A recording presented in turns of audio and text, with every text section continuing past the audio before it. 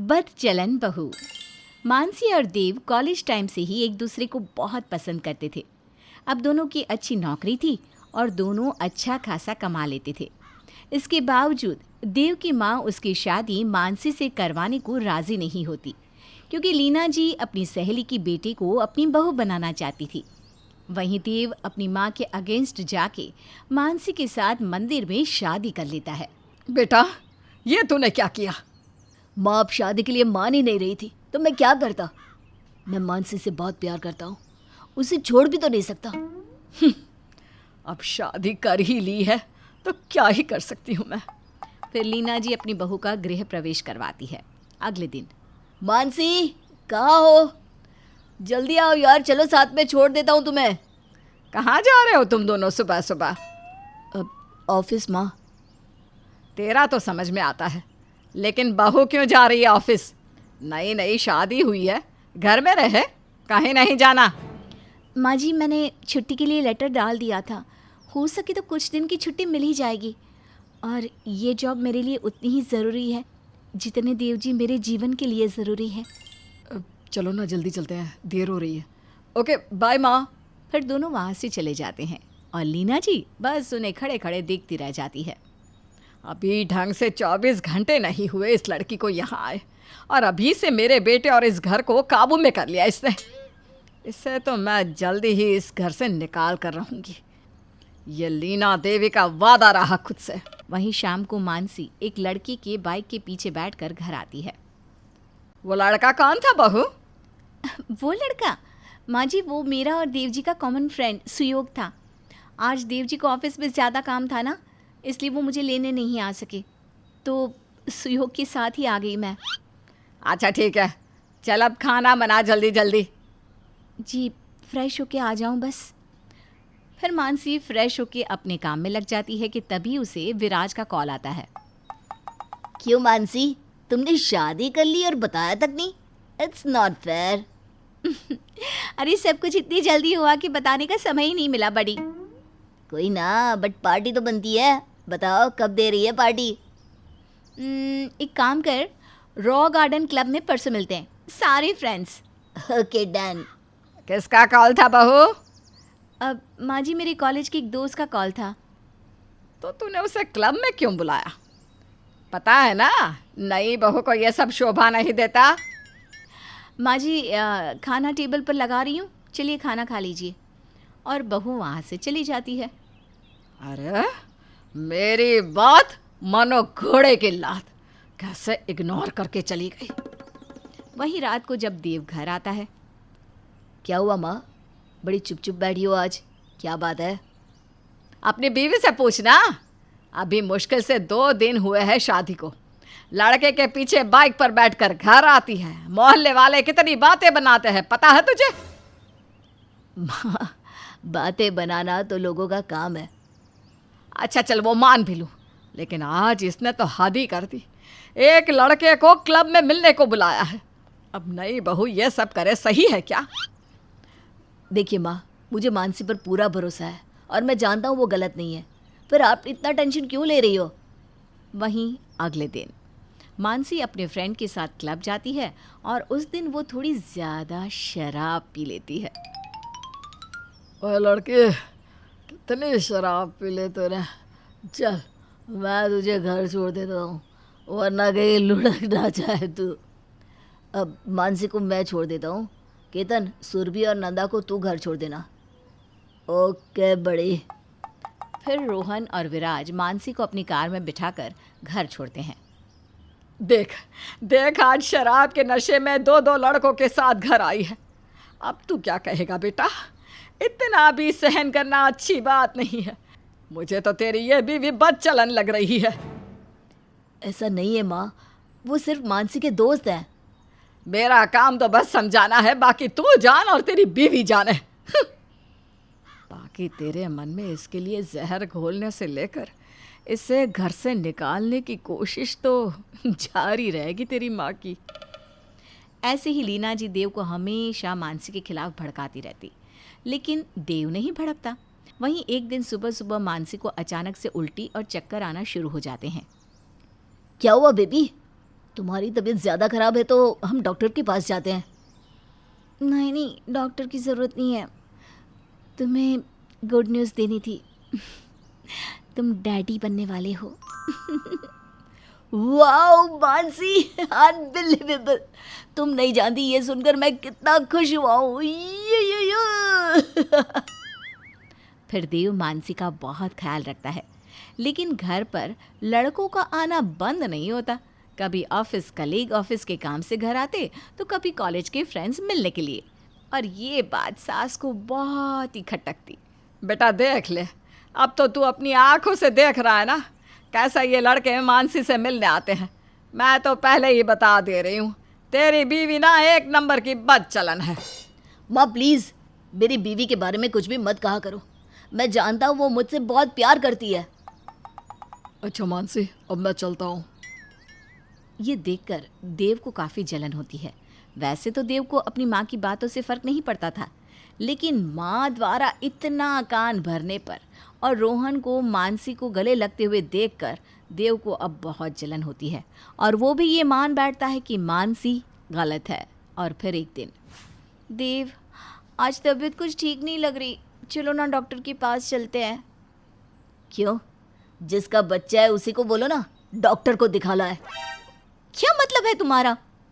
गली गली गुलछर्रे उड़ाती फिरती हो तुम। बच्चा दूसरे का, नाम मेरा। इनफ देव, ये बच्चा तुम्हारा ही है। कुछ बोलने से पहले सोच तो लिया करो कि क्या कह रहे हो। बहुत देखा और सुना, अब सोच समझ कर ही बोल रहा हूँ। रात रात लड़कों के साथ घूमती हो, गुलछर्रे उड़ाती हो, अब तो घर में भी लड़कों को बुलाने लगी हो। मैं ही जाने कैसा हूँ जो तुम्हें इस घर में अब तक बर्दाश्त कर रहा हूँ। बेटा मैं तो कहती हूँ इस बदचलन को अभी धक्के मार कर घर से बाहर निकाल दे। अरे बहुत बर्दाश्त कर लिया इस कलमुही को। हाँ माँ, अब सही कह रही हूँ। जब यह बच्चा ही मेरा नहीं है तो इसका कोई हक ही नहीं है इस घर में रहने का। और इसके बाद देव मानसी को घर से धक्के मारकर बाहर निकालता है, जिस कारण उसके पेट में गहरी चोट आती है। और उसके बाद वो जैसे तैसे घर चली जाती है, लेकिन घर जाने के बाद अचानक से उसके पेट में बहुत दर्द होने लगता है।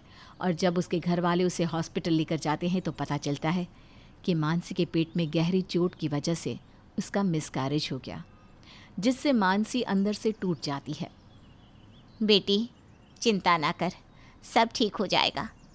माँ अब तो मैं सब ठीक करूँगी, आप बस देखते जाओ। वहीं देव के घर। हाश बला टली, आखिर मैं जो चाहती थी हो ही गया। अब तो मैं एक सुंदर सी लड़की ढूंढूंगी अपने बेटे के लिए। फिर लीना जी अपने बेटे के लिए लड़की खोजने की तलाश में लग जाती है, और कुछ दिनों के बाद उन्हें सुशीला नाम की एक बहुत ही सुंदर लड़की का रिश्ता आता है, जो कि देव और लीना जी दोनों को बहुत पसंद आती है।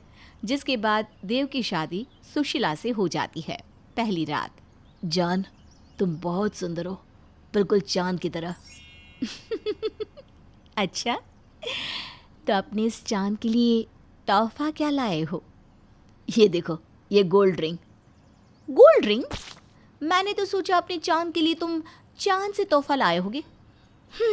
लेकिन कोई ना। क्या चाहिए तुम्हें, बोलो ना। नहीं दे पाओगी, रहने दो। अरे बोलो ना यार, प्रॉमिस, पक्का दूंगा जो भी मांगोगी। अच्छा, तो ये प्रॉमिस उधार रहा, वक्त आने पर मांग लूंगी। जैसा तुम कहो। वहीं अगली सुबह। क्या हुआ सुशीला, रो क्यों रही हो? माँ जी ने मुझे किचन में भेजा और कहा कि दूध का पतीला गैस से उतार कर रख दो। पतीला ठंडा है तो हाथ से ही उतारो, लेकिन देखो ये कितना गर्म था, मेरे हाथों में छाले आ गए। अरे लेकिन मैंने तो गैस अपने हाथों से बंद किया था और पतीला ठंडा हो गया था। बस करो माँ, ससुराल में पहले ही दिन बेचारी का हाथ जला दिया। देखो तो फूल से कोमल हाथ पर कितने छाले आ गए। इस तरह देव अपनी माँ को खूब सुनाता है। वहीं शाम में। माँ जी, मेरे हाथों में छाले हो गए ना, तो मैं कोई काम नहीं कर पाऊंगी, प्लीज़ आप सारा काम कर लेना। ठीक है बहू। जिसके बाद सास घर का सारा काम करती है और बहू मज़े से आराम। और जब देव के आने का समय होता है तो माँ जी अब आप आराम कर लो, कब से काम कर रही हो। मैं कर लेती हूँ बाकी का काम। अच्छा ठीक है बहू। जब देव आता है तो सुशीला को काम करते हुए देखता है। कमरे में, देखो तो मेरे हाथों में कितने छाले हो गए थे, लेकिन तुम्हारी माँ ने जबरन मुझसे सारे काम कराए। माँ बुरी नहीं है सुशीला, मैं उनसे बात करता हूँ। ऐसे ही कुछ दिन बीतते हैं। सुशीला किसी न किसी बहाने से सारे काम सास से करवाती और पति के आने पर खुद काम करके सास को आराम करने भेज देती। और देव को लगता कि बेचारी उसकी बीवी सारे काम करती रहती है। फिर एक दिन, हाँ घर आ जाओ मेरी जान, कोई नहीं है आज तो सिर्फ तुम, मैं और मेरे कमरे की दीवारें होंगी। हमारे प्यार के बीच कोई नहीं आ सकता, वो देव भी नहीं। सास चुपके से ये सब कुछ सुन लेती है और जब देव घर आता है, बेटा तेरी बीवी ना एक नंबर की बदचलन है, हमारे पीठ पीछे गुलछर्रे उड़ाती है, बॉयफ्रेंड बना कर रखा है, गंदी गंदी बातें करती है उससे। हम जब घर में नहीं रहते ना तो वो उसे मिलने भी बुलाती है। इनफ माँ इनफ, अब मेरी बीवी के खिलाफ एक शब्द बर्दाश्त नहीं कर पाऊंगा मैं। आपकी इसी हरकत की वजह से मैंने अपनी पहली बीवी को घर से निकाल दिया, लेकिन अब नहीं। मैं तो कहती हूँ इन्हें ही घर से निकाल दो, वरना ऐसी ही आपकी जिंदगी में आग लगाती रहेगी। तुम सही कह रही हो सुशीला। और फिर देव बीवी के कहने पर अपनी माँ को घर से निकाल देता है। कुछ दिन तो दोनों बड़े प्यार से रहते हैं। फिर एक दिन, पता है सुशीला, तुम मेरी जान हो, मेरी जिंदगी हो। तुम्हारे लिए मैंने माँ को भी घर से निकाल दिया। तुम कभी मुझे छोड़कर मत जाना, तुम जो कहोगी मैं करूँगा। अच्छा वैसे अभी वो सुहागरात वाला गिफ्ट बाकी है डार्लिंग। बताओ क्या चाहिए। बस अपनी ये प्रॉपर्टी मेरे नाम कर दो। प्रॉपर्टी? अरे प्रॉपर्टी तुम्हारे नाम रहे या मेरे, आखिर हम हैं तो दो जिस्म एक जान ना डार्लिंग। हाँ, तुम सही कह रही हो, अभी तुम्हारे नाम कर देता हूँ सब कुछ। फिर देव प्रॉपर्टी के पेपर्स लाके उस पर सिग्नेचर कर देता है। Thank you my love. वैसे अब तुम यहाँ से जा सकते हो। हैं? क्या मतलब?